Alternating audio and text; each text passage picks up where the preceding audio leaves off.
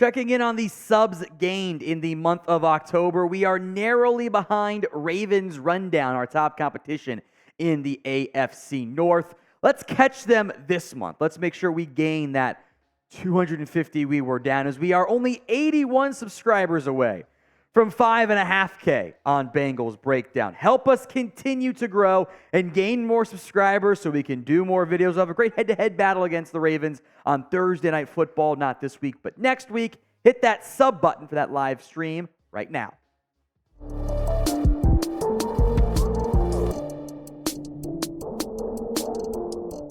Gonna dive into one of the bigger, more nationally relevant stories. Oh yeah, Justin Jefferson back from IR, whatever. Jason Pierre-Paul is looking for another shot in the NFL. The report, and I'll put report in quotes, from Jason Pierre-Paul's agents, that he is open to signing with a contending team's practice squad, which is the nice way of saying, hey, JPP still wants to play. Also, it's the only way he's going to get to play football again, and he's not going to go play for the Bears. So if you're a contender and you want Jason Pierre-Paul, please sign him. That's what that report means. Also means there hasn't been that much interest in him at this stage, and trying to kickstart some of it. JPP did play for the Ravens last year. 14 games played, and we can be honest with who he is at this stage of his NFL career. He's just not that good. He's an aging veteran who had some great years in 2019, 2020 with Tampa, but then 12.5 sacks, 3 sacks, and about almost a full season. He's just not that guy anymore that he was at his absolute peak. But it is tough to find pass. Teams always want pass rushers, so it's worth discussing. On the active roster, it's a big fat no. Hendrickson, Hubbard, Sample, Murphy, Joseph Osai. Who are you cutting to make room for Jason Pierre-Paul, who probably needs some ramp-up time anyway? You're looking at maybe a 3-week from now impact, if anything, at a JPP. So I would not get my hopes up for an active roster addition. But if you wanted to go look at the practice squad, now you have no spots open for now. Could always change if you promote somebody or release somebody. It's a bit light up front on the practice squad for the Bengals. There's Dominique Davis, who I like at defensive tackle. They did draft Jeffrey Gunter a few years ago. I don't know if you'd cut either of those guys. There's linebackers Shaka Hayward, Clay Johnston. So, when the major outlets discuss a player with a noteworthy name like Jason Pierre-Paul, I want to mention it. I just don't know if it really moves the needle for the Bengals, barring an injury, which you could always revisit. But there's better options out there. Robert Quinn was bad last year, but had a really good 2021 campaign. You could always look at a Melvin Ingram. I think he's a better player right now. So I don't have that much interest, frankly. What do you guys think, though? Would you sign Jason Pierre-Paul? Y for yes, N for no. We'll make it the pinned comment of today's video. The ad comes here on YouTube. Take advantage of it. Head down there and let me know. Some good injury news here, as it certainly seems like Jamar Chase is going to be maybe limited at best today, but not looking at anything beyond that. If you're lucky, wasn't out there for most of the open media portion of practice today. We'll get the official word later on. But Charlie Jones, designated to return from injured reserve. He's missed the past 5 games with that thumb injury. Now, here's how this works, in case you're unfamiliar. Jones now has a 21-day window to practice. He can practice without counting against the 53-man roster. At any point in that 21-day window, he is eligible to be activated back to the 53. There is an open roster spot right now for the Bengals. At any point in that window, he can return. But by the end of the window, he must return or stay on injured reserve for the remainder of the season.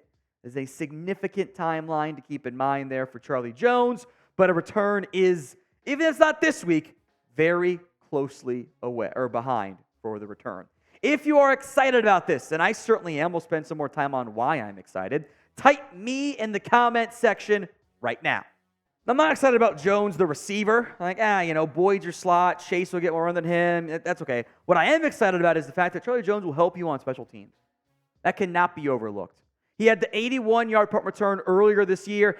Even if you decide, okay, that's not fair, let's take away that one big return, you're still averaging nearly 10 yards per return. And on punt returns, that's actually very good.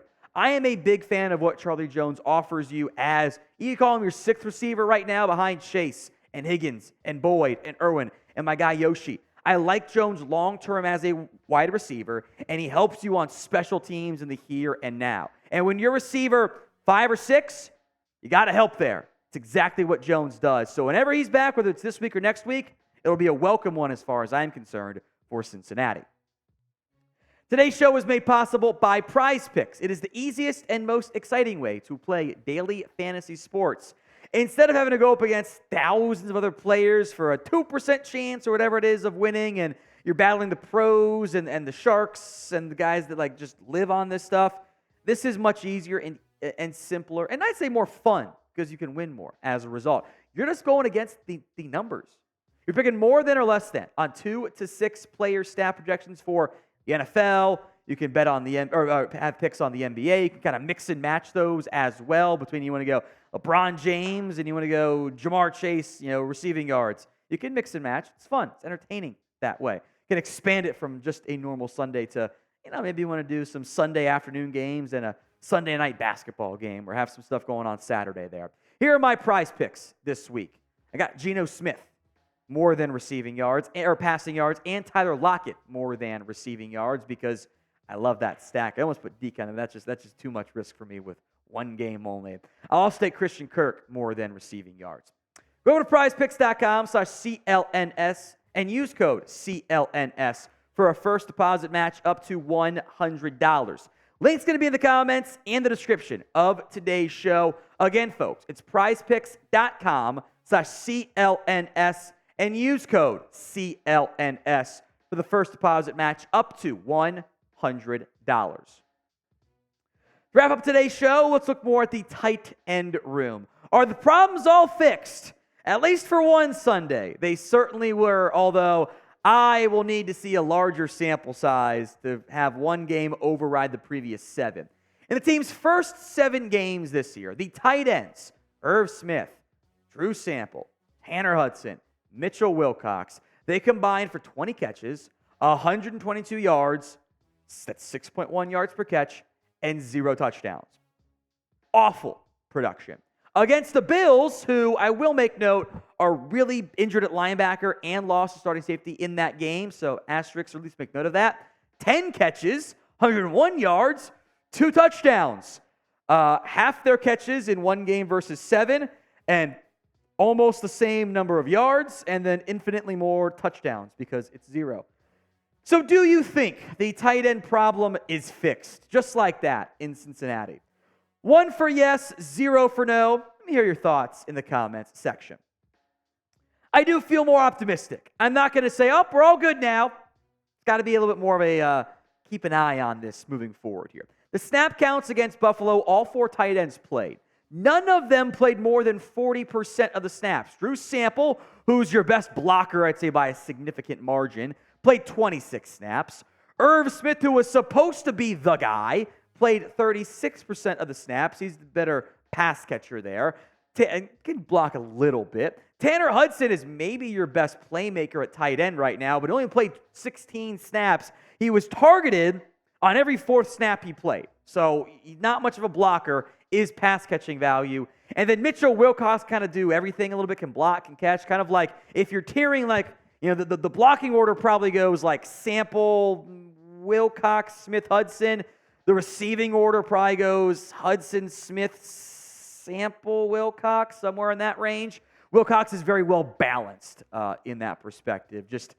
Probably Sample's probably last in the pass catching. He doesn't offer that much. He had a nice catch and run.